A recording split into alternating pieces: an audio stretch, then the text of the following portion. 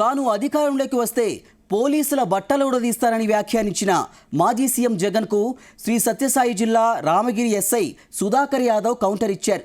ఇందుకు సంబంధించి ఓ వీడియోని విడుదల చేశారు. జగన్ పోలీసుల్ని బట్టలు ఉడదీసి కొడతానంటారా? పోలీసులు మీరిచ్చే బట్టలు వేసుకుంటున్నారా? కష్టపడి చదివి పరుగు పందాల్లో పాస్ అయి వేలాది మంది పాల్గొన్న పరీక్షల్లో నెగ్గి వేసుకున్న యూనిఫామ్ ఇది. మీరు వచ్చి ఓడదీస్తారంటే ఊడిపోవడానికి ఇదేమీ అరటి తొక్క కాదు అన్నారు. తాము నిజాయితీగానే ప్రజల పక్షాన నిలబడతామని, నిజాయితీగానే ఉద్యోగం చేస్తామని, నిజాయితీగానే చస్తాం తప్ప అడ్డదారులు తొక్కమని చెప్పారు. జాగ్రత్తగా మాట్లాడండి, జాగ్రత్తగా ఉండండి అంటూ జగన్ను హెచ్చరించారు. గత నెలలో రామగిరి ఎంపీపీ ఎన్నిక సందర్భంగా తాము చట్టబద్ధంగానే నడుచుకున్నామని తెలిపారు. జిల్లా ఎస్పీ ఆధ్వర్యంలో వందల మంది పోలీసులతో బందోబస్తు కల్పించామని, అయినా ఎంపీటీసీలను రామేశ్వరం తీసుకెళ్లి ఎన్నిక వాయిదా పడేలా చేశారని వివరించారు.